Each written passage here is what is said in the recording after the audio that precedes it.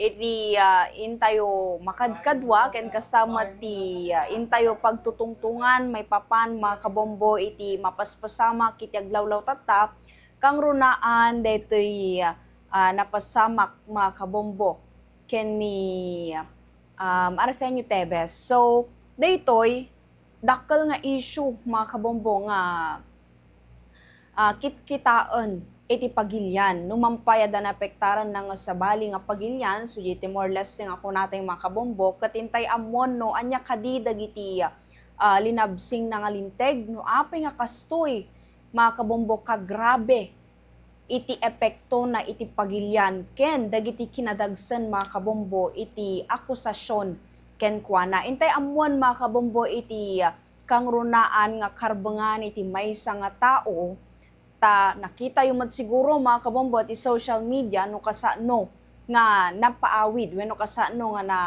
simmangpot ditoy pagilyan ni Tevez. So makadkadwa tayo mga kabombo ni Attorney Kid Ruiz Castro, the political analyst mga kabombo, may papan iti daytoy mat issue iti aglawlaw. So syempre intayo mga kabombo i-welcome ni Attorney iti daytoy mat nga programa na imbag nga malam attorney iti pakablao mo kadagiti amin nga agbibuya kan kasama dagiti dumdumngeg iti programa Duralex Sedlex ti Bombo Radio Bigan.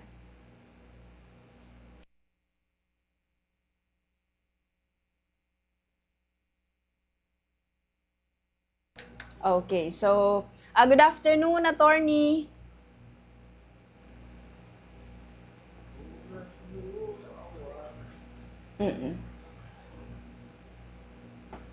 Okay, so pag-urayan mga kabombo iti linya ni Attorney Kid. So ma-curious mga kabombo wenno dadan iti kapanunutan iti kaadwan no kasano nga maikan iti di ko natay garod nga DJ panagserbina iti maysa nga tao DJ basol na dito pagilyan ken kasano mga kabombo nga mapaawid ti maysa nga kriminal aggapu iti balasyo tao ken dagiti karbangan namet mga kabombo akas maysa nga akusado wenno ko natay nga kuat na pa lang suna accused pa lang isuna kasi ampay mat nga di ko natay nga guilty iti mat aramid na ngem kalaksid na dayta adu dagiti pamabasol ken kastamat nakalistan mga kabombo nga basol ni Tevez nga makita mga kabombo no anya dagitinto agbalin nga resulta na. So once again welcome Attorney Kid iti pakablao mo attorney dagiti amin nga dumdumnag ka nagbubuya kanya tayo. Yes ma'am, good afternoon met kadagiti nayat nga dumdungig kadaytoy nga nalatak nga programa. So actually deti kaso ni former congressman Tevez, Arnolfo Tevez.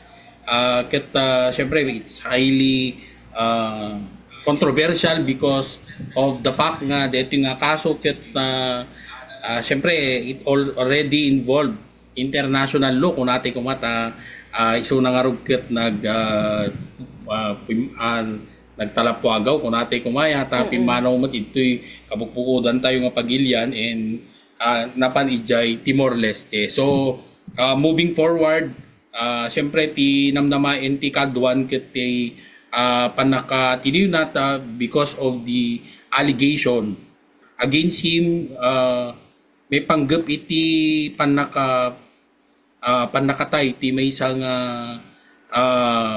nalatakmat lang politiko iti lugar da iso ni Governor Degamo. So he was the alleged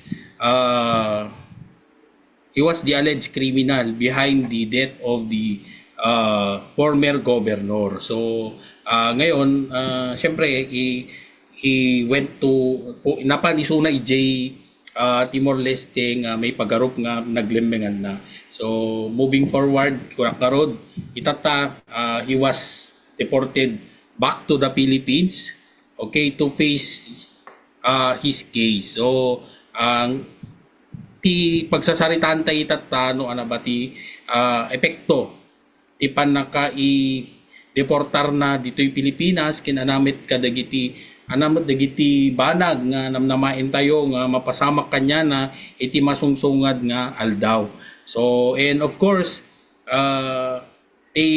damag yung arod ma'am apeng adadagiti tattao nga maka libas latta iti bukod tayo nga pagilyan nga is it because of his being a politician, meron bang dati makungkuna bang special treatment nga no adadagiti kaso nga sangsangwenda ket mabalin nga adadagiti kung mamakun ko ng special lane da kung natin kumaya nga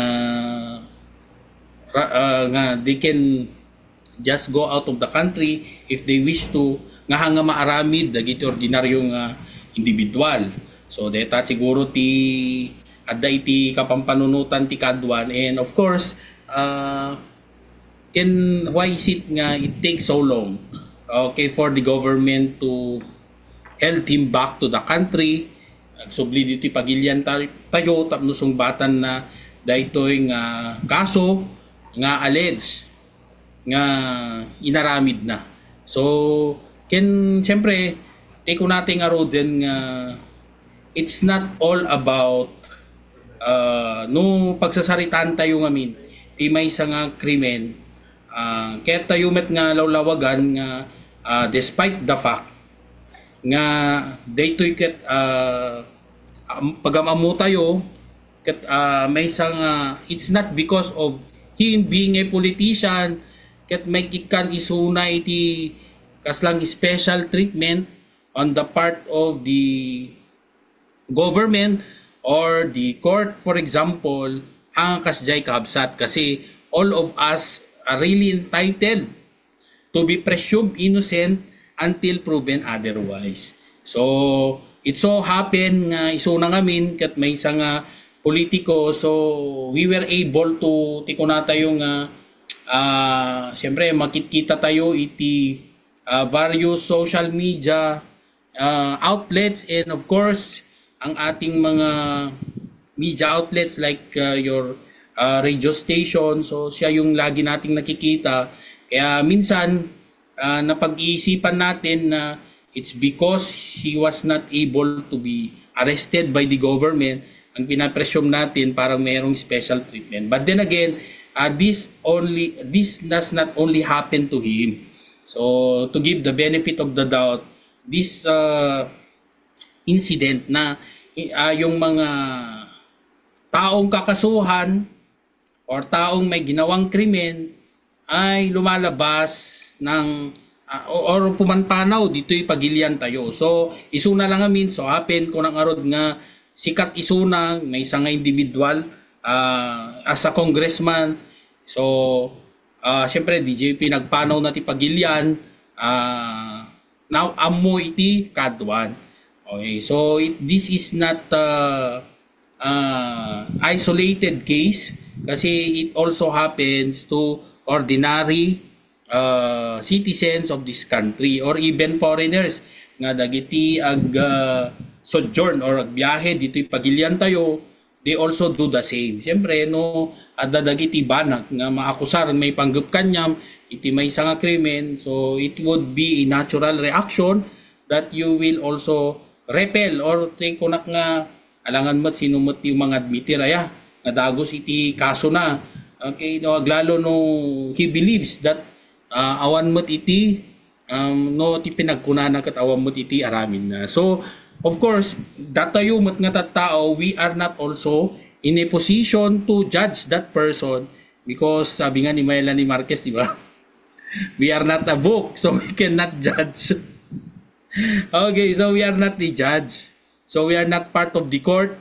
We are just spectators. Okay, datayo gabang tay lang kadigiti damdamag. So we just rely on the news and that is only our basis with our what comes to mind regarding his case. So ngayong hapon, of course, we are again given this opportunity to explain the legal side of the story. Okay, so of course this does not constitute of course as a legal advice, but rather it's only legal education para tayo naman ay maliwanagan na although I'm not praying that you will also be in this kind of situation na kayo ay magkakakaso, but then again alam natin ang ating mga karapatan in times of situation like this kasi but of course we do not know in the future what might happen is, of course, and we also might be exposed to some incidents in our respective community, and of course we know how to protect our rights because of course ang presumption kasi sa ilalim ng batas, you are presumed innocent until proven otherwise. So tila kaya nasawan, we are still innocent. We remain innocent. Ingana nga datayo ket mapanagnakan proven guilty. Iti korte. Kadayjay kaso nga sangsangon tayo. And if we fail to avail of the appropriate remedial measures after the decision of the case in which there is now conviction and of the particular court handling your case. So if there is no timely appeal, the decision will become final and executory and there's nothing to be done by the court but to implement it. So kulong ka. Okay, so yun kasing mangyayari dyan. But then, syempre, ito na naman, dito yung mandi pagsarkan nanti, kung tayo nga pagsasao ti kadwan nga ti hustisya ket adalain ka dagiti babaknang, so but the answer is no. Okay, so we have to correct that, and of course the government is looking forward to provide each one of us access to justice kasi pag titingnan mo ngayon, siguro ang kulang lang is the proper dissemination. When you talk about poor litigants, digiti awan kabalinan na nga ag-avail iti serbisyo ti may nga pribado nga abogado, you can already access the help of you can already access the service of our public attorney's office. So then again, when you go to court and you are the victim, yung magiging lawyer dyan would be our prosecutor. So ngayon, moving forward again, ngayon hindi na siguro magiging problema sa atin yung to be able to obtain the necessary justice because of our status in life. Kasi nga meron na tayong tinatawag na yung mga free legal service coming for the poor litigants with the help of our public attorney's office. So ngayon, they are actually hindi na lang sila concentrated sa, like for example, in your province, hindi mo na lang sila makikita siguro sa Vigan City, but they are already deputized to even to municipalities. So I'm not sure kung meron na rin sa Candon ang public attorney's office or as far as Tagudin. Okay, yung ating assistance ng public attorney's office. So kung meron kayong mga problema and you cannot you do not have the financial capacity to hire a private lawyer, pwede naman po kayong lumapit sa ating public attorney's office. So going back to that, yung kasing ating pag-uusapan ay tungkol sa to what really happened dito sa kaso ni former Negros Oriental Representative Arnolfo Teves. So ang nangyari dyan is that he was deported back to Manila. Okay, so and of course deporting him back in the country is for him to para harapin ang kanyang mga kaso sa korte because of multiple criminal charges against him. So yon yung ating pag-uusapan ngayon. So when you talk about yung just like what I've told you before, when you talk about case, ano yan kasi, meron tayong tinatawag na criminal case, okay, meron tayong civil case, and of course administrative case. So for a official like him, so most likely, pero I am not anymore acquainted with, pero sa case niya kasi, he was declared, he was removed, okay, by Congress sa kanyang posisyon, okay, because that is a legislative body. So natanggal siya sa kanyang posisyon bilang congressman. So that is the initial, especially that siyempre hindi na rin siya nakaka-attend ng kanyang responsibilidad dahil nga he flew away of the outside of the country. So pangalawa is that of course for regular government employees, so initially you might be facing what we call administrative case. So when you talk about administrative case, that pertains to your present work. Kasi nga kung like for example, ikaw meron alleged to be a violation that you have committed, like a crime, or for example in relation to your work, you might be filed administrative case that would cause you possible suspension or removal from the service. So that is outside of the filing of the appropriate criminal case against you. Kasi pag administrative case, ang ano po dyan, ang parusa po dyan would be removal from the service or suspension. And of course, itagdag mo pa yan later on, especially if you will be convicted, perpetual disqualification to hold public office. So yun yung mga consequences of the commission of a particular crime. So moving forward again, pag-usapan natin yung criminal case kasi ito, it talks about multiple killings. Okay, that was multiple cases, I mean, kasi isa lang multiple criminal charges. I'm not aware kung ilan ba yung napatay dito, but I'm sure yung ating yung former governor, yung pinakasikat dyan na pinatay, so that would constitute murder. Okay, so there is presence of qualifying aggravating circumstance. So yung kaso niya is murder na kinakaharap. So of course, when you talk about criminal case, yung kanyang parusa would definitely be imprisonment. So he would be put into prison.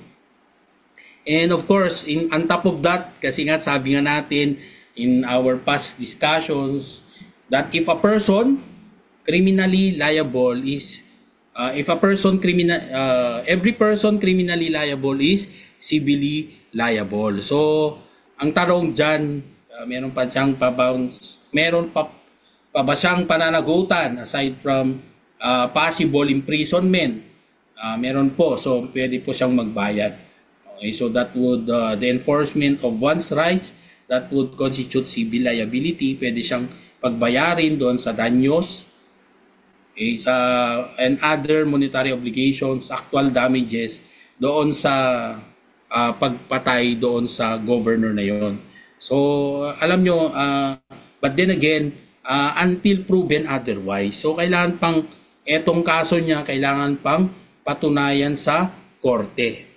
Okay, kasi it's only the court that could impose penalty of imprisonment, and of course and with the corresponding subsidiary liabilities and other liabilities provided for in by law. So of course, yung tanong ng karamihan, would he face the investigation that will be conducted in the House of Representatives? So sa tingin natin, because he is not anymore a member of the House of Representatives, hindi na yun papakinggan doon. So etong kaso niya would of course diretso na to sa korte. Okay, so yun ang mangyayari. And karamihan yung mga tanong ng ating mga, for example, mga netizens, bakit daw meron pang nakakatakbo at nakulong na naman siya? Bakit naibalod lagarod tayo may isang taon? Kat makataray pelang iti posisyon. So, ang sagot naman natin dyan, going back to my statement a while ago, you are presumed innocent until proven guilty. So, ngayon, yung kanyang pagkakulong would not mean that he is already been convicted. So, clarify natin, hindi pa po siya convicted kasi mag-i-start pa lang yung kanyang yung pagdinig sa kanyang kaso or pagharap niya sa kanyang kaso.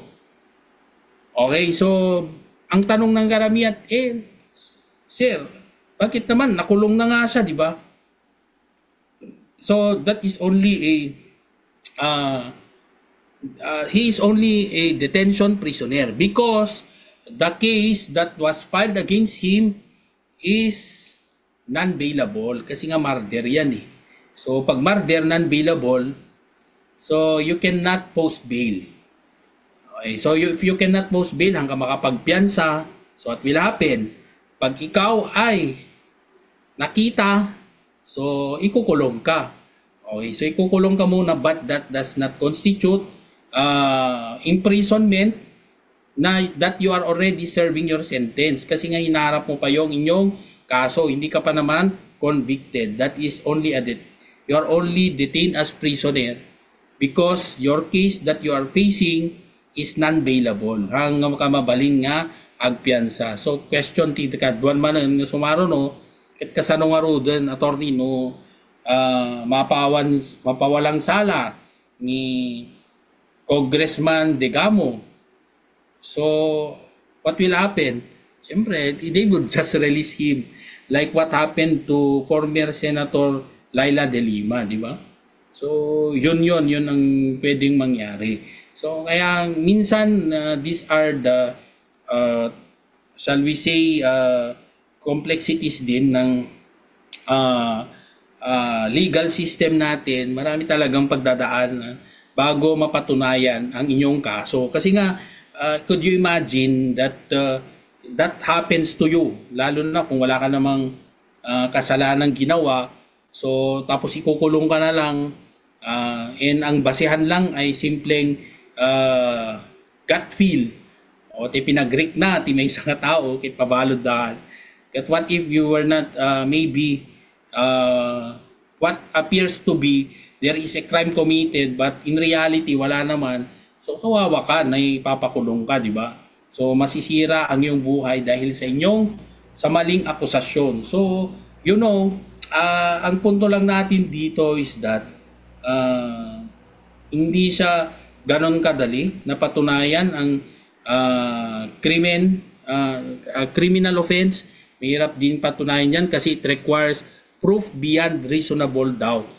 Okay, so detamanan question ti kadwanan anaman tiket ng saon ti proof beyond reasonable doubt. So you know, it takes experience kasi ang kailangan dyan is moral certainty and the part of the judge sure na talagang the probability that the crime was committed is so high. Okay, mataas ang probability niya. So does it mean attorney na absolute certainty kung naman digiti dadduman nga 100 dapat agad 100% sure da nga inaramid nati may isang krimen. So dasat yan bang ibig sabihin ng proof beyond reasonable doubt? The answer is no. So ang ibig lang sabihin ng proof beyond reasonable doubt, there is what we call level of moral certainty. So no kung may kamti porsyento na not exactly 100% kasi absolute certainty di jay. Kasi if you are absolutely certain that a person has committed a particular crime, that means that the judge is a God. Just the judge sa kasi muna maggayam amin 100% certain iso na nga nangyari di nga iso na ti nagaramid DJ krimen. But then again, that is not what is required by the law. It's not absolute certainty, but rather it is only moral certainty. But it does not mean also na morally certain ang isang judge kung ang kanyang iniisip is that parang it's because when you talk about criminal offense, it is not actually the weakness of the defense, but rather it's the obligation of the prosecution to prove in court yung kanyang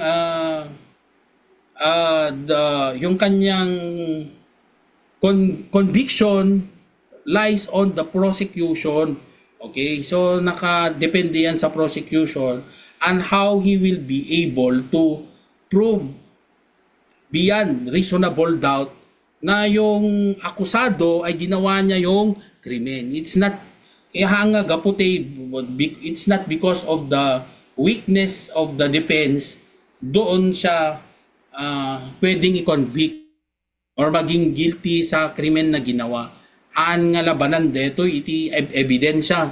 Okay nga on the part of the judge it's up for him to weigh in no sino nadagdag sa ebidensya na hanga kasi iti criminal case. But rather it is more of the obligation of the prosecution to prove that the accused ket inaramid da detang krimen beyond reasonable doubt. Awan tudwa nga isut nangaramid dayta nga krimen. It's not hangate kaputa na kapsot iti ebidensya nga impresentar iti depensa iso na konbiktaran saan ka absat. Okay, so I hope that is clear. Kaya the process of course of this criminal trial on the part of Arnolfo Teves, medyo it depends upon the presentation it depends upon the evidence to be presented kung there is high probability na yung mga ebidensya niya would lead to guilt beyond reasonable doubt. Ayun, so madaling dedesisyonan yan ng korte. So, yun naman yung ating gustong liwanagin. But on top of that, even if you are an accused, there is what we call even tayong tinatawag na rights of an accused. So, hindi naman pwede dahil ikaw na yung inaakusahan sa isang kaso, ay pwede ka ng ano ba ang possible na gagawin? Pwede ka bang saktan ng mga person in authority? The answer is no. Kasi we have to be reminded of our constitutional rights embodied in our Bill of Rights, particularly Article 3. Okay, from sections 1 to 22 yan. Pero ngayon ang pag-usapan natin is of course the rights of the accused. So si Congressman Arnolfo Teves ay meron pa rin siyang karapatan na binabanggit sa ilalim ng ating konstitusyon. Okay, so nandun na siya sa kulungan. So what's next? Of course, he will face the trial of his case. But then again, we have to be reminded that it's not because that he is an accused to a case. Ang agapot akusado iso na mabalimumot lahat ng iroromanan. Ang kasjay iso siguro makita dagiti tattao ti panang ngigam dati DJ kaso na panagrik na dagiti netizens kas lang ada papaboran iti gobyerno. But then again, we have to correct that. That's not true. Okay, so oray siya sinuman mat nga rod nga sumangsango iti may isang kaso kriminal will be handled the same way. It so happen nga highly televised lang amin ni former Congressman Arnolfo Teves. Kaya kikita natin na parang feeling ng iba na wow, ang ganda naman ng treatment ng mga authorities towards him, but the answer is no. It is also being done with other accused. Kaya lang kasi siya sobrang highlighted. It's because yun nga, kilala kasi siya, celebrity kumbaga ang dating, sikat, isang politiko. Okay, so kaya na-highlight na napapanood natin, and what we think is that Kasi minsan, when we are watching Filipino movies, parang kasing mga pag mahirap, sobrang agrabyado, hindi naman. Hindi naman. So, sa ilalim ng batas, wala pong ganyan. Equal treatment lang po ang pinapakita. And of course, we know for a fact that when you talk about, kung pag-usapan natin yung ating mga akusado, they are treated the same way. Alam yan ng ating mga authorities, particularly our mga law enforcers. Alam po nila yan na they have to observe yung tinatawag nating rights of the accused. So, marami talagang binanggit sa batas ang karapatan ng isang akusado. So, kaya kung nagpapansin ninyo, bakit ang tagal ng pag-uusig sa isang tao? But then again, it's not because that's what how justice runs in the Philippines, but rather there are procedures that we need to follow. And of course, kung nakaroon o may isa kang akusado, there are still rights accorded to you by our Philippine Constitution, particularly in our Article 3 from sections 1 to 22. So start natin yan. So unang karapatan ng isang akusado is the right to due process. So as contained in section 1 Article 3 of our Constitution, na yung isang akusado is of course entitled sa tinatawag nating substantive and procedural due process in order to ensure him fairness, okay, when he will be prosecuted in court. So hindi dapat yung isang akusado is accorded the right to due process. Yung fair and justice will serve upon him. And of course, he should be given proper notice of the accusation, and he will be, of course, given the opportunity to fair hearing and has the opportunity to be heard. So, hindi pwedeng it's because, napanood na natin na meron nang nangyari na krimen at na napasamak kami sa krimen when we have seen it right before our eyes that there is what we call crime that was committed and he is the accused kasi nga siya yung nakitang nanakit doon sa video. But would that be sufficient? Hindi po, kasi kailangan dumaan pa rin yan sa tabang proseso. It is only the court that will put you into prison. Kaya nga dadaan ka sa paglilitis ng iyong kaso sa korte. And wait until there is what we call guilty beyond reasonable doubt and the decision is final and executory.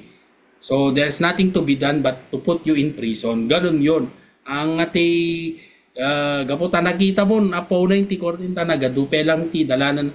You know, again, I have to remind each one of us na yun nga, meron tayong right to due process and we cannot shortcut it by seeing only yung mga nakikita natin na videos, sapat na yon. Hindi. So we do not know the whole story. What we see is only one side of the story of what you see in the video, but rather merong proseso po yan. So wag po tayong mainip kasi meron ng sinusunod na procedure ang batas, but most likely with the revisions of our civil and criminal procedures, meron ng mga shortened way of how to yung procedural process natin, meron na siyang mga prescriptive periods, and hopefully these improvements that were made in our rules of court ay mapapadali ang pagdinig sa mga kaso, particularly criminal cases.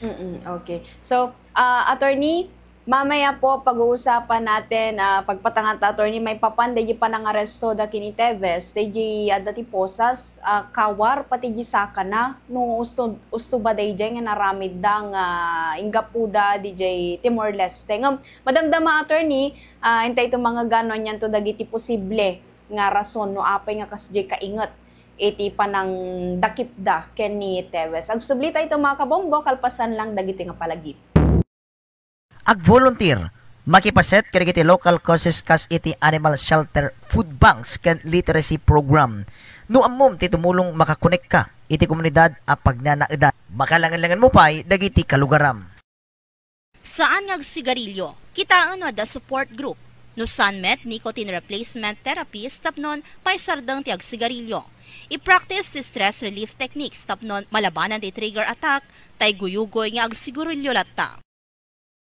Masapol anadalos ti windshield tilugan. Ti usaren a pagpunas ket microfiber cloth a maibagay kadagiti sarming. Isu ti usaren a pagpunas iti windshield regularly uneg ken warna. No narugit ti windshield saan ang makita na siya at tisango aglalo no rabii ken agtudtudo. Kitaen met dagiti wiper blade no saanen nga effective. Ti panagsukat ket innem abulan aginggat makatawen depende no mabalinpay. Kanayon at kitaen ti clear visibility tapnon natalged ti biyahe. Suportaran ti kampanya inay ti renewable energy. Agusar kariti solar panels. No Sunmet green energy options manipo iti utility provider. Suportaran dagiti polisiya ti wind ken solar power. Amuyo kadi at ipanagkatawgat papigsaan na ti immunity. Ti panagkatawa, ipangato na ti endorphins ken antibodies amang laban iti infection. Agbuya kadagiti comedy films wenno makikadwa kadagiti nararagsak ken managkatawa nga gagayem. Nuwag merenda, pilyen dagiti taraon ang nasalunata. Sukatan dagiti chips ken candies, iti nuts ken prutas, isagana dagiti healthy snacks in advance tapnon maliklikan dagiti unhealthy foods. Take short walks during work. Urenod day ti trabaho, tumakder, ag-stretching, wenno magnauray 5 minutos ti kada oras. Babanday ta maliklikit ti sakit ti bukot, wenno iti back pain ken pasayaten na ti productivity. Sanayem ti bagim abasibasit laeng ti kanen. Agusar kada iti babasit a pinggan tapnon maliklikam ti agala ti adua kanen. Balansyem iti pinggan mo ti half vegetable, 1/4 protein ken 1/4 grains.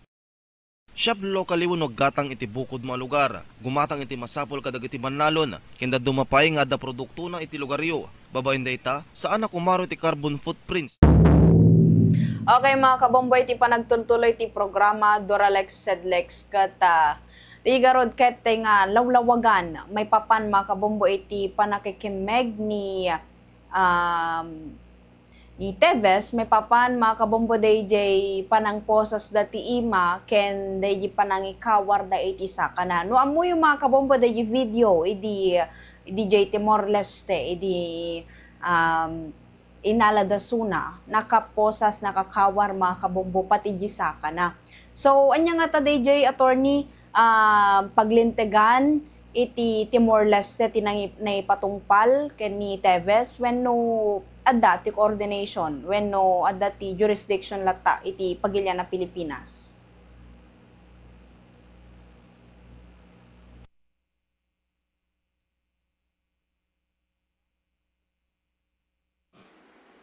Okay, so originally, yung kanyang kaso is in the Philippines. So ngayon, what he did is, siyempre napanisuna, nagtalapwagaw nga kung natayo iti loko, napanijay sa bali nga pagilian.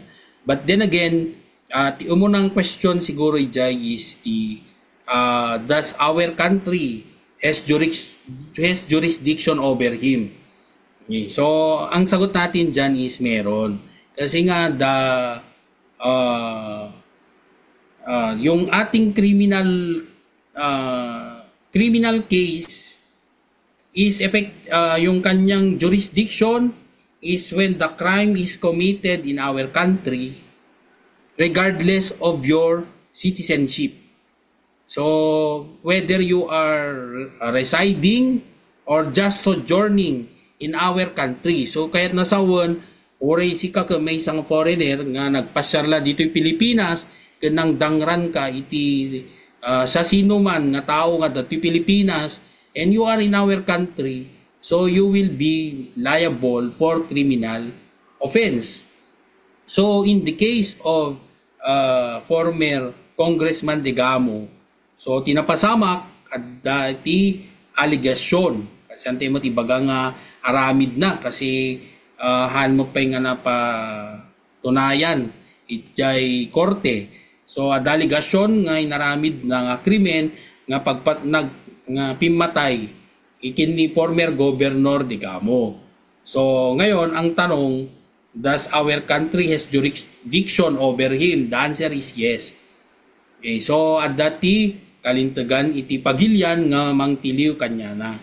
So dijay ti umuna nga question siguro dagiti netizens. No dabati kalintagan. May kadwa it's because he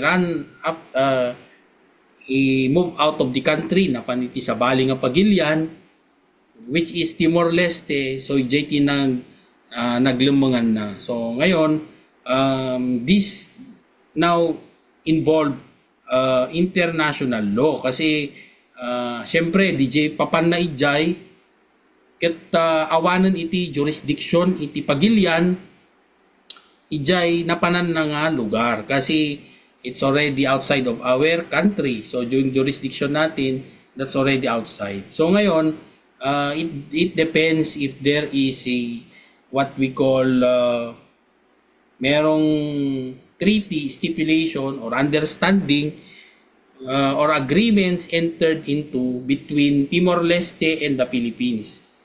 Okay, that if there would be a criminal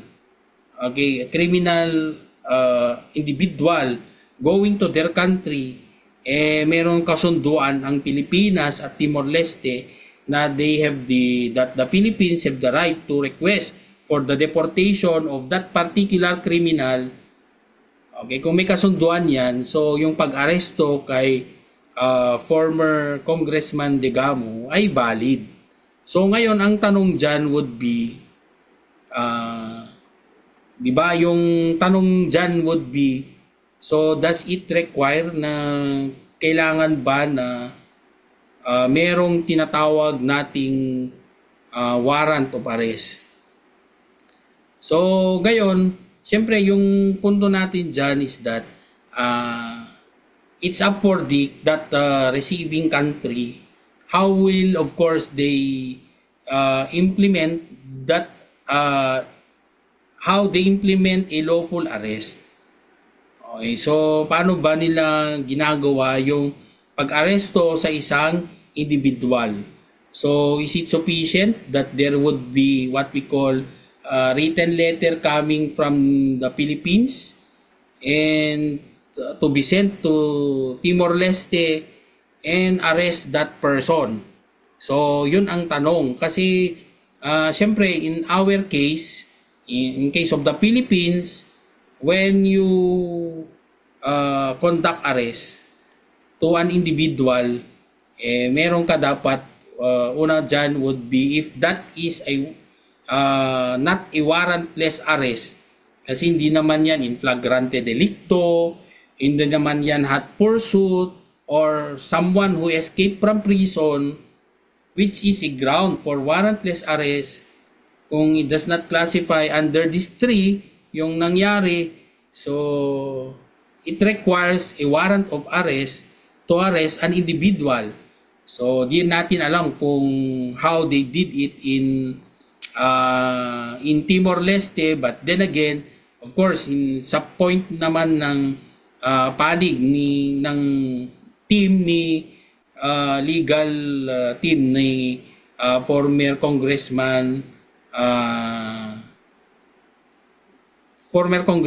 Tebes, sa punto naman nila, for them wala daw warrant, okay, or any form of legal documents.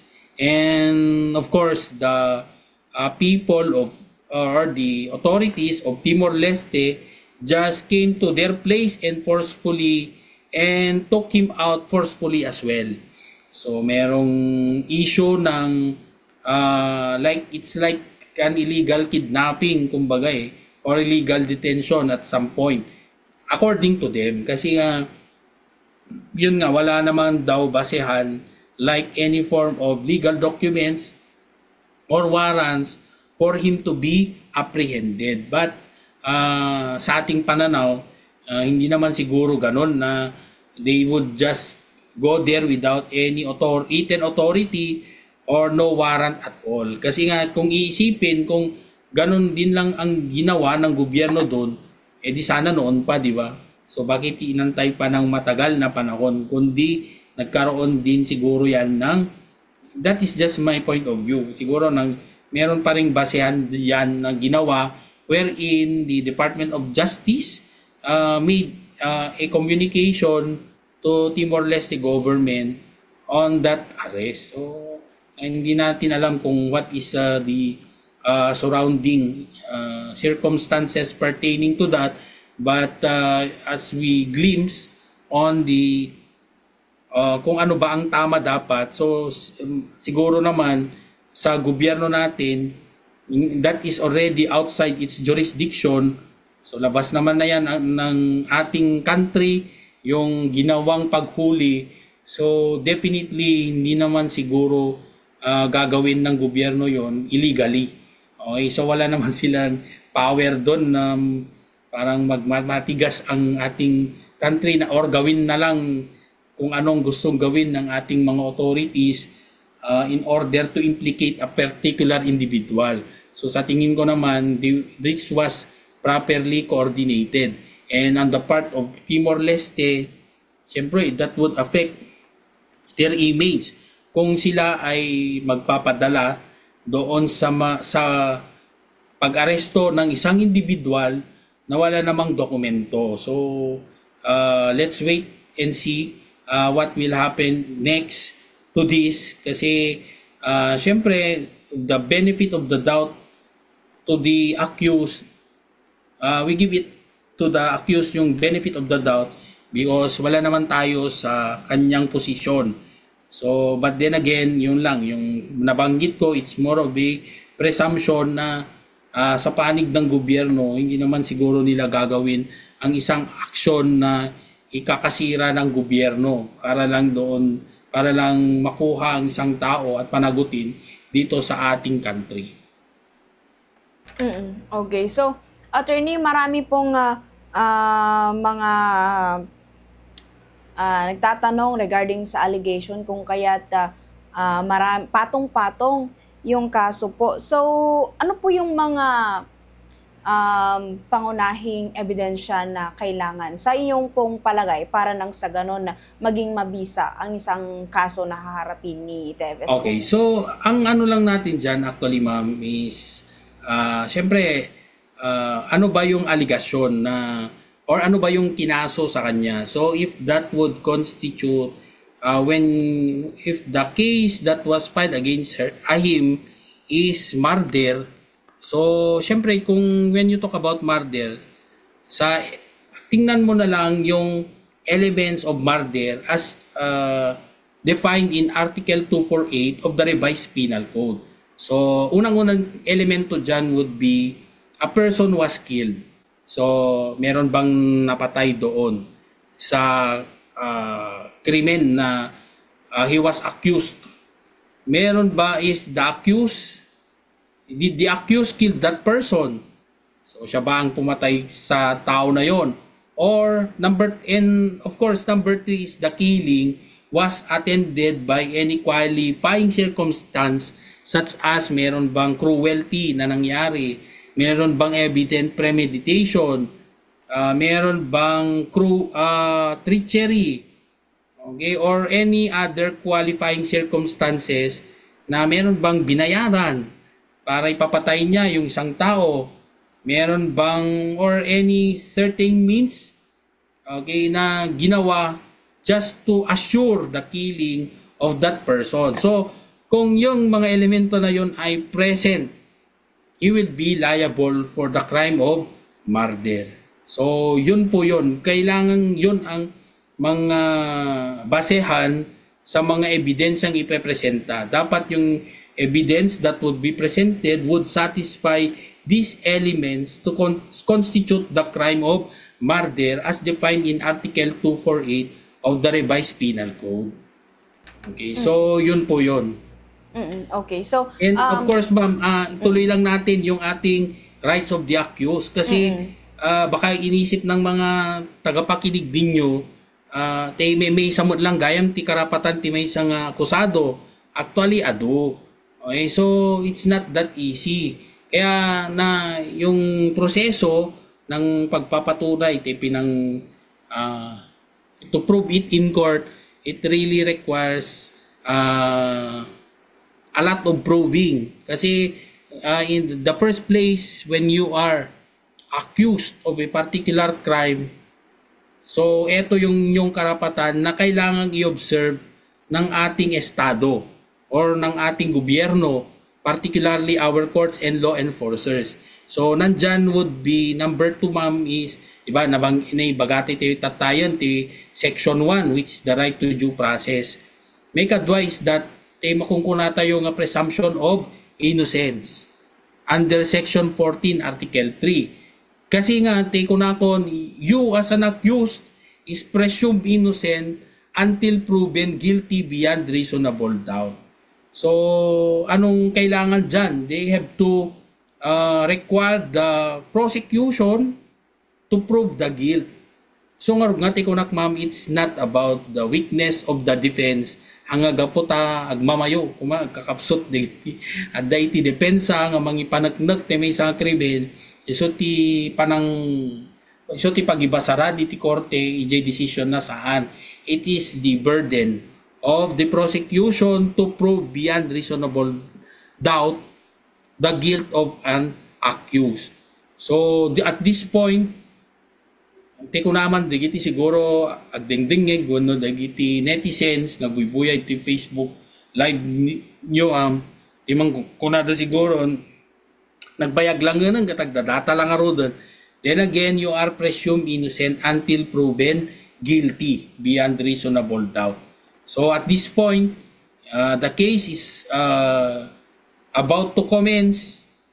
So hanpay nga napanagnakan ni Congressman Tebes nga isunay ti pimatay. Okay, so may katlo, he has that right to be informed of the nature and cause of the accusation. So he should be informed of the nature and the cause of the accusation against him. Kung ano ba specifically the criminal charge against him. So isungor, and of course, aping nga masapul nga mamuan na di specific criminal charge against him for him, of course, to ensure that he can also prepare a proper defense. Ano ma-depensaan na mo ajay or may kalintagan na mo di bagbagi na ijay korte. So nga when he was arrested, di ba ma'am, hindi ma-arrestar ijay Timor-Leste, iso nga tijay ti questionaranda no awan iti nagbasaranda nga dokumento which include a warrant of arrest. Kasi hanamot ammo no ana dayti krimen nga sungsung-batan na. Baka ti kung naman ti kadwana iso nga ti makakusaran nga pimatay kini. We cannot hante nga may presume deta apay di ko magbuybuya ti TV require pa DJ. Akusado nga agbuya ti TV, but then again, ang punto natin dyan, it is the obligation of the state through our law enforcers to inform the accused of the nature and cause of the accusation. So, di ba no, ikunada nga Miranda rights, ma'am, di ba? Ete no, kung masikakat may isang individual nga ada iti sangom nga kaso iti korte that you are being arrested, so ibagada ijay. Dete kaso nga sangsangom. Tapno makapag-preparar kamot iti preparar kamot para iti depensa iti bagim. Okay, so that's the other rights of the accused. So of course yung number 4 natin dyan na right would include yung right to a speedy, public and impartial trial.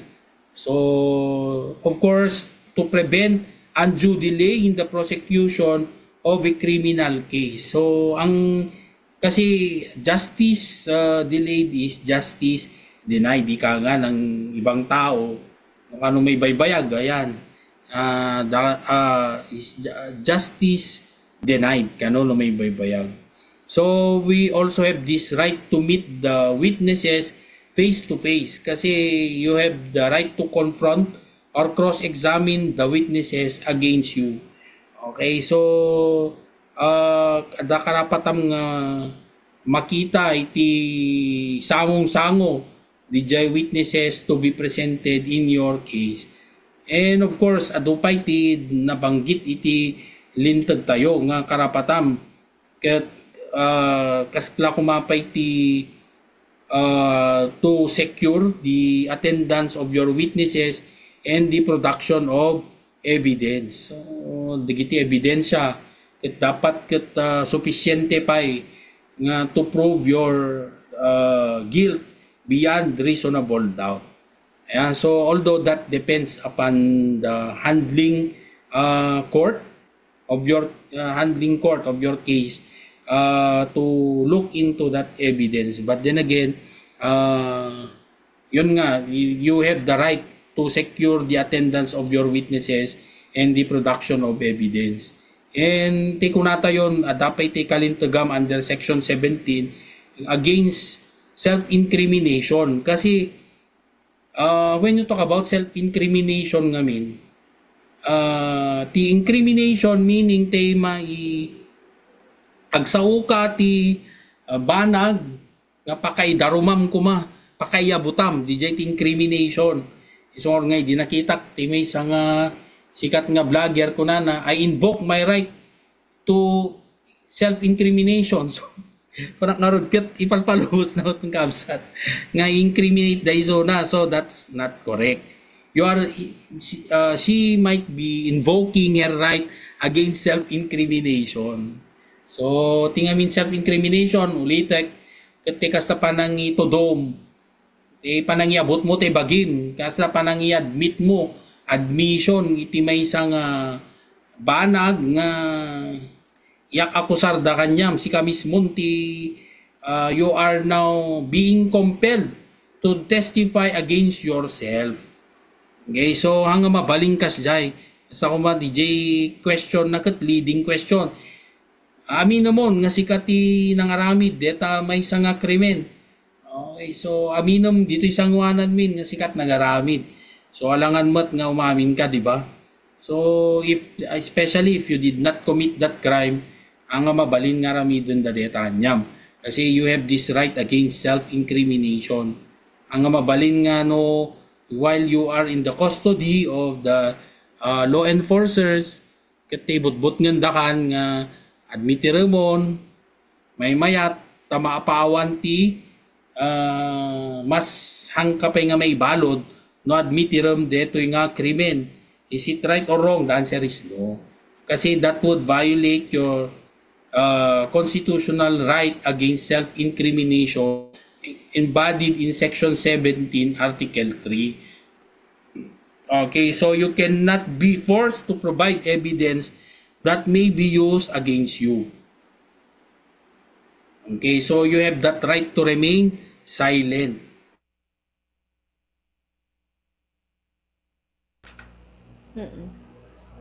Okay.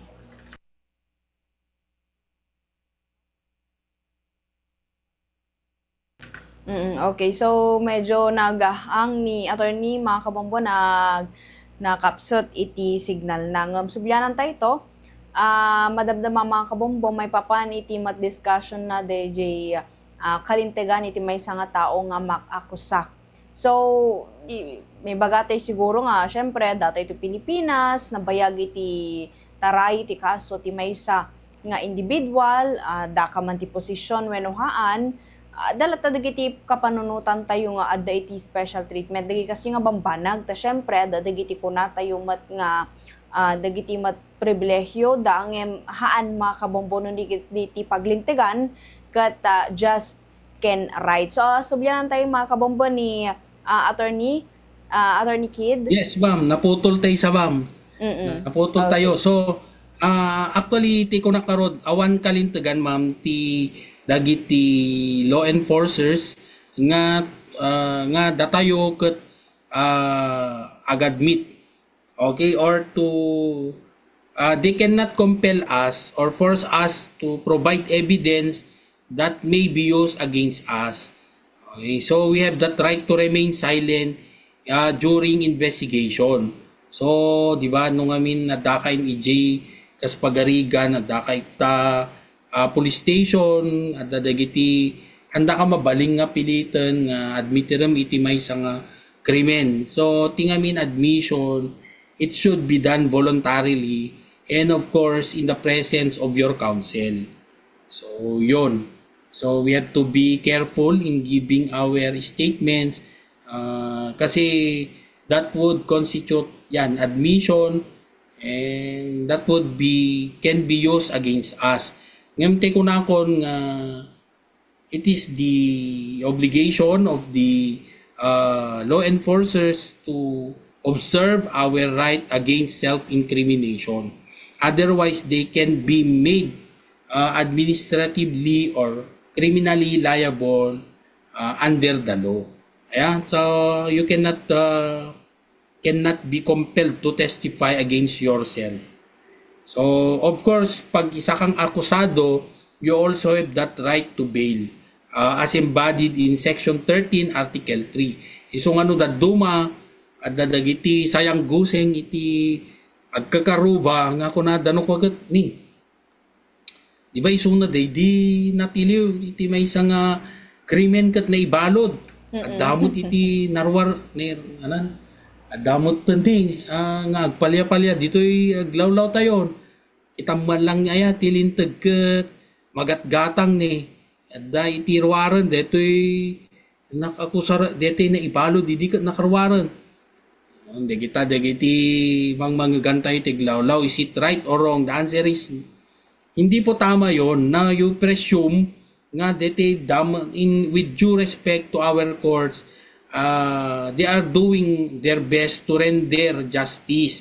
Okay, so ngayon, ang tanong kasi natin dyan, okay, shall we say that that person committed caused the death of another person, pero kung ang kaso naman na kinakaharap niya would not, or the case that was filed against that person is, for example, homicide, which is the penalty to be imposed is not reclusion perpetua, but rather it is reclusion temporal. So kasi under the rules of court, ang binabanggit kasi doon when you talk about bail,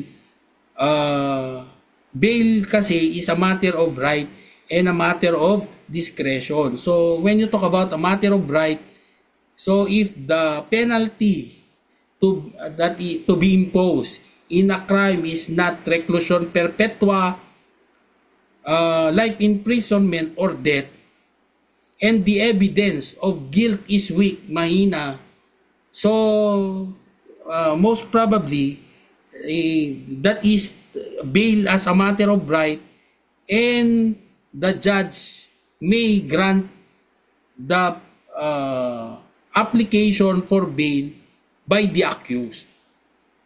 Okay, so I hope that is clear. Ngem no ti kaso na ngamin ket nabababa ngahan mo di kaso na is not penalized by reclusion perpetua, life imprisonment or death, like for example homicide yan. So that would be for example the penalty that is imposed is reclusion temporal. So, hindi siya reclusion perpetua, di ko naktatay, death or life imprisonment. So, that di karintagan na nga agbail is a matter of right. Kalintagan na. An nga masapulan iti decision, iti discretion, iti may isang nga judge nga mang-grant ka dijay bail na. But rather, once that accused post bail for a crime committed which is homicide, which is bailable, mabalinso na nga agpiyansa, so he can be temporarily be freed. Okay, so anaganante mabalinso na nga temporaryo nga mawaya-wayaan. So ti question ti kadwan, tingamin bail or piyansa ket temporaryo lang, hanmat nga forever kasi nun to DJ kaso na, and he will be later on be proven in court that he committed that crime beyond reasonable doubt, and there is no timely appeal, and there's nothing to be done but for the court to implement the decision. Okay, so what will happen? Siyempre, kulong ka. Okay, yun na yung serving of sentence nga kunkunada. But then again, kung nakarodan, may isang kalintagan, may isang in akusado is the right to bail. Kasi ang presumption kasi, or the presumption iti lintag is that the presumption ngamin dito you are not yet guilty. Kasi the presumption of innocence is there and nandun. Kaya you are allowed to post bail. But then again, we have to remind na when you talk about bail, ulitak, bail is only meant to ensure that the accused can remain free while their case is pending in court. So, hanam kaya nga sawan nga DJ temporaryo pa nakawaya-waya na, kat permanente temporaryo nga rod kaabsat. Ayat, tiket na sawan. Temporaryo lang. Ngayon nanto tay kaso na kat mapanagnakan mo lang ije korte nga isuna kat nagbasol, so they can make him liable and he will be imprisoned for that. Okay, depending upon the punishment that will be imposed upon him. Okay, so I hope that is clear. Yeah? So no DJ bagbagata yung ni naggasat na nagapagbit lang ka nakawaya-waya. Siguro DJ nga waya-waya is just temporary. Only it's because the crime that he has committed is bailable and he was able to post bail. Okay, so nakapagpiyansa isuna. So ti question man ti kadwanan na gapo siguro tadot kwarta na iso nakapagpiyansa.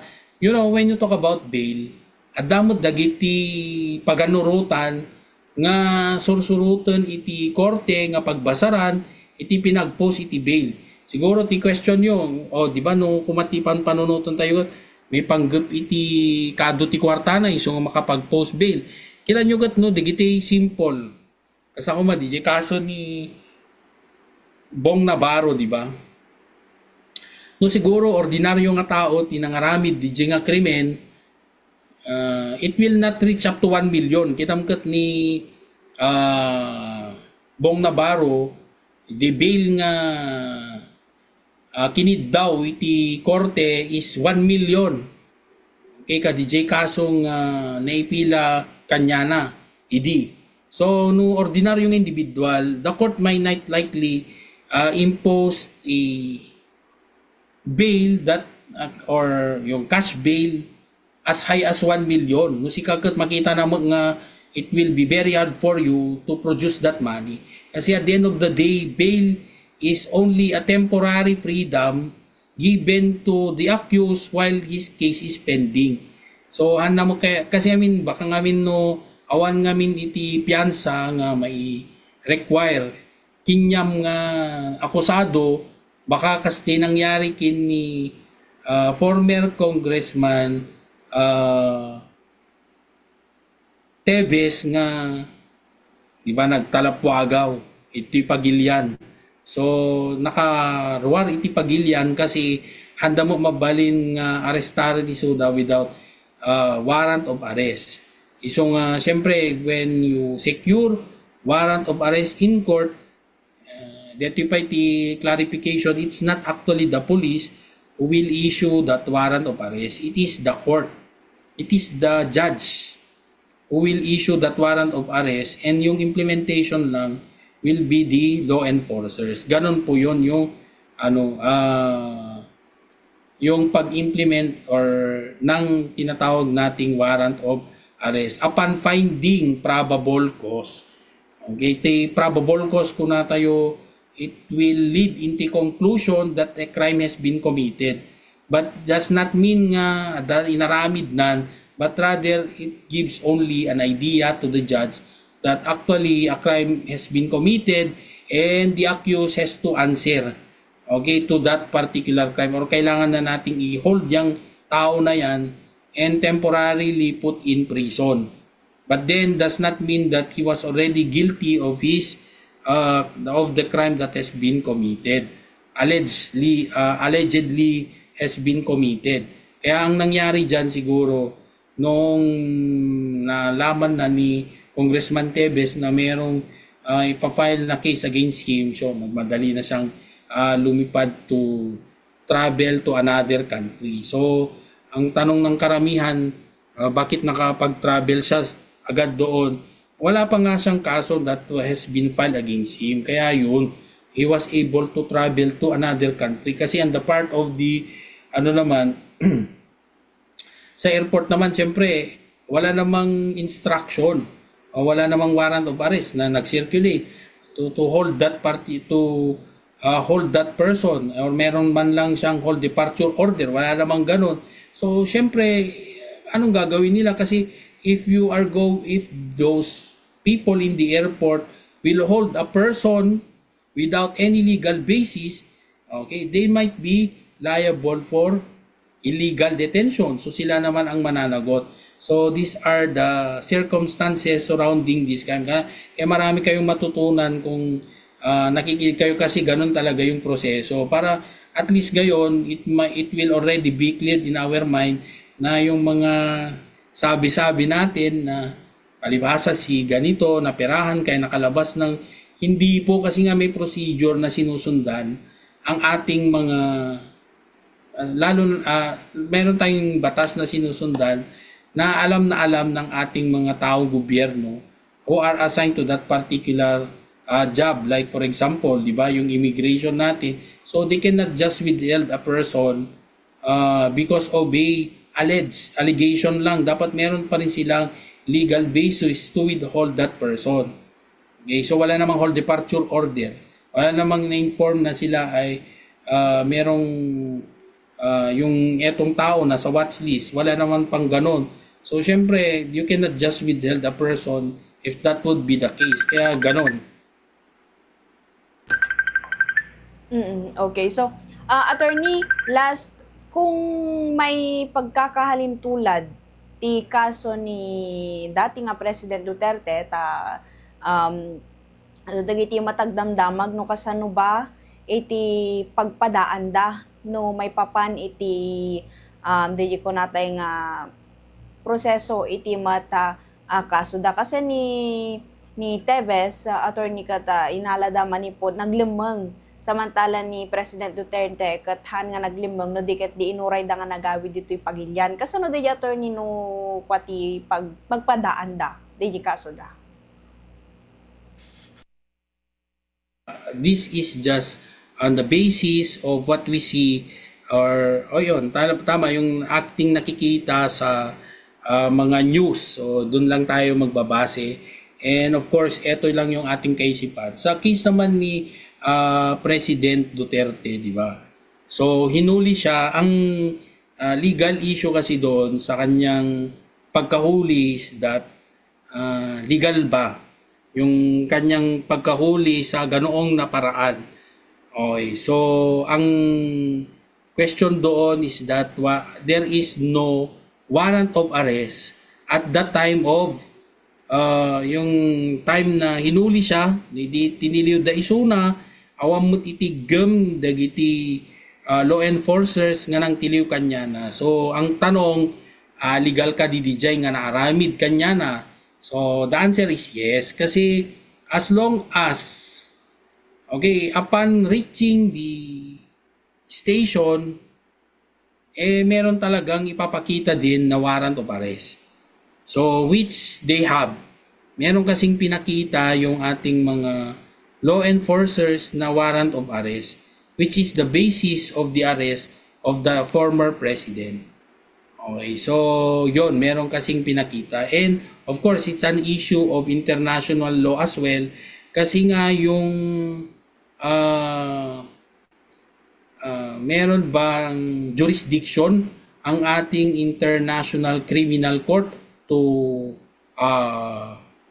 held him liable for the crime committed Okay, so crime against humanity kasi yung case, which is, eto kasi issue na ng international law. So, ang tanong dyan is that, meron bang jurisdiction ang International Criminal Court against him? So, kasi nga, if you remember, na yung the former President Duterte, di ba ma'am yung ano siya, tawag nito, umalis yung ating country during his time, hindi inalis ang membership ng Pilipinas doon sa International Criminal Court. So, but then again, sabi naman ng International Criminal Court, they have jurisdiction kasi the time na umalis tayo as member, that was after there are allegations of crimes against humanity because of the implementation of the anti-tukang or yung anti-drug law campaign ng ating former president. So, yun naman yung kanilang naging basehan.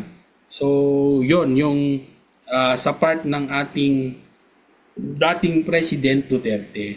So, yun ang basehan. But then again, it's actually an issue of international law na, of course, tawag nito, it is still, kasi sa pag-enter ng mga international agreements, it is actually lies upon the President. Kasi siya yung may tawag nito, siya yung merong obligasyon siya yung natasan ng ating batas to enter into treaty stipulations with other countries.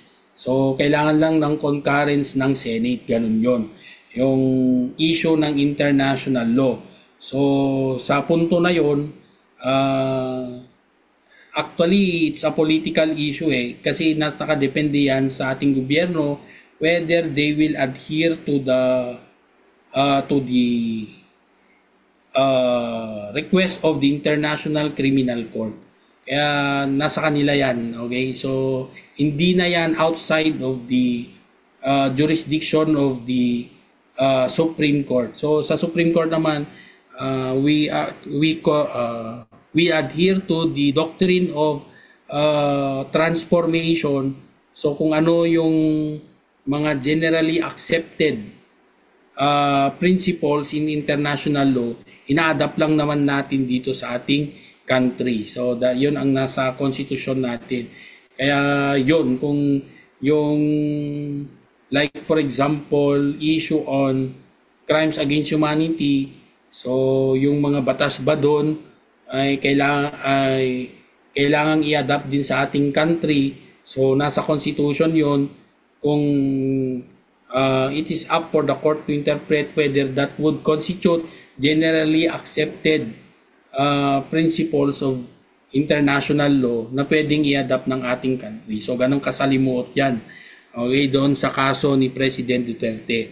So hindi iba naman ito kay Congressman Tevez kasi nga yung krimen that he is accused is domestic law ito kasi, hindi siya international law. Kaya yung ating batas sa Pilipinas is the one that would prevail against him. Okay, so ngayon iba yon kasi yung ating country is actually has that jurisdiction towards him. At the very start, at the onset, meron ng jurisdiction ng ating country sa kanya because the crime that has been committed by him happened in our country. Okay, so ang nangyari lang kasi, he was able to escape from our country because at the time, we went out of the country, wala pa namang kaso na na-file against him.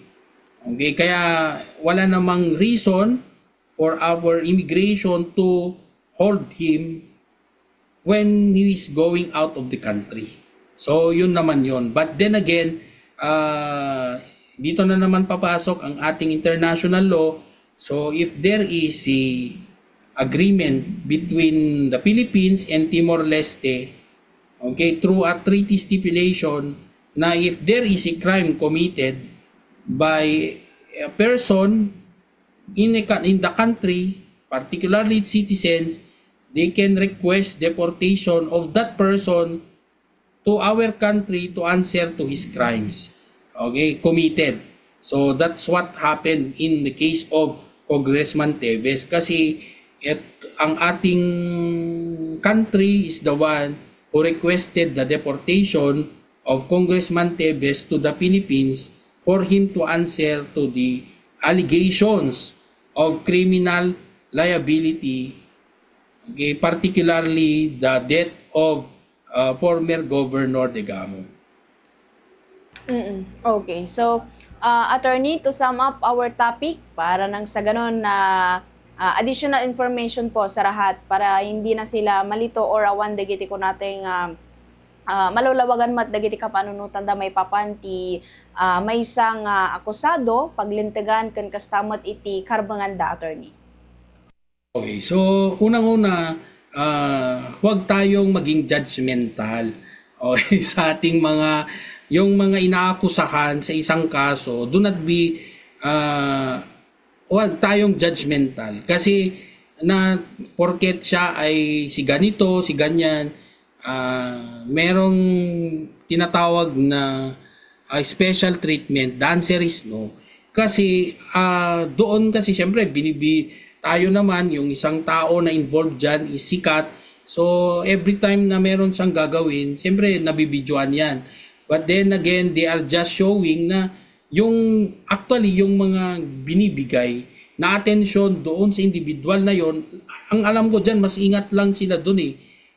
Ingat na ingat ang gobyerno dyan kasi lalo na sa ating mga enforcers, they know for a fact that they know the rights of the accused that they have to observe. Like for example, yung right to due process, yung ating presumption of innocence. Meron din dyan yung right to bail. Pwede silang makapagpiyansa. Hindi rin sila pwedeng, they have the right, yung accused natin, you cannot compel them to testify against themselves. So hindi nila pwedeng paaminin sa allegations against them.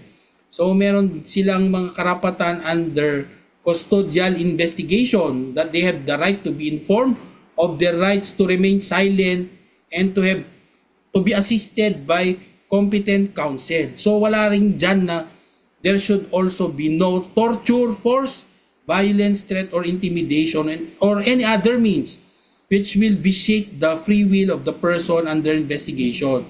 So hindi rin pwede yung mga cruel, degrading, or inhuman punishment as embodied in Section 19, Article 3. Or hindi rin pwede yung mga tinatawag nating unreasonable searches and seizures. Kasi otherwise, yung mga nakikita nilang mga ebidensya na illegally obtained, kasi nga pinilit kanilang tingnan yung bag mo, pinasok ang bahay mo. So those are some of the violations that might be committed by law enforcers na alam nila, kaya hindi rin nila gagawin. So tayo naman, wag tayong hindi ko naman pinagdarasal na kayo might be involved in certain similar situation na you will be alleged to have committed a crime. Okay, so dapat alam nyo, ito yung mga karapatan nyo, na you cannot be forced to you have the right to remain silent, and you have the right to be assisted by competent counsel, and hindi ko pwede yung mga torture, force, or any form of violence para lang kayo ay persahin na sumagot sa isang accusation. But on the other side, ito naman, paalala din sa atin na mahirap, okay, na magkaroon po kayo ng kaso. So, unang-una dyan, kung halimbawa kayo, paalala na rin sa ating mga kababayan na mahirap magkaroon ng kaso. Kaya iwas-iwas na lang tayo dyan. Huwag na tayong kalma lang tayo. Kung merong mga where we are confined to situations na parang yung init ang ulo, ano pa, nasa situation tayo, meron tayong mga hindi magandang iniisip. Okay, so you should always keep that in mind na lang. Huwag nyo na pong ilabas yan kasi mahirap pong humarap sa isang kaso. And of course, magastos yan, lalo kung kayo naman ay hindi considered na under yung sa mga tawag nito, yung pauper litigant. Hindi naman kayo declared na mga indigent who can avail the services of the public attorney's office. Kaya magastos yan. So, iwas na lang tayo sa mga krimen. Okay? So, iwas sa get involved into crimes kasi mahirap. And of course, sa ating mga law enforcers, just do your work. Hindi naman itong mga karapatan na binanggit ko, it is not intended to protect the criminals, but rather, ito kasi, ito ang minamandato ng batas na karapatan din ng bawat individual. Kasi hindi naman pwede nating sabihin na yung isang tao ay agad na husgahan mo na isa na siyang kriminal. Okay, meron niyang pagdadaanan sa ilalim ng batas. Isipin nyo na lang na kayo din as law enforcers, you are not forever law enforcers. You are also private citizens in your private life. Okay, so yung kanyang pagiging law enforcer would only happen during when you are in the performance of your public duty. Kaya huwag din yung masamain na ipaalam natin yung kanilang karapatan, yung mga individual, okay, yung ating mga kababayan na humaharap sa mga kaso. So, yun lang po. Okay, attorney, maraming salamat po sa oras na nilaan nyo sa amin ngayong hapon dito po sa Bombo Radio Vegan. Ang pagbati nyo po sa mga or may gusto po pa kayong pasalamatan, attorney, bago po tayo magtapos. Yes, ma'am. Thank you very much to our dean from the Northwestern University College of Criminal Justice Education, si Dr. Jonah Badwan. Magandang hapon, ma'am, and to all sa lahat ng kanyang staff, and also to my students na rin, criminal law students in the same university, at yung marami din kaming mga estudyante from Kabugao and Sinait. So di ko na maalala yung inyong mga pangalan kasi marami kayo dyan. Magandang hapon po sa inyong lahat. Okay, once again, attorney, maraming salamat po sa oras nyo.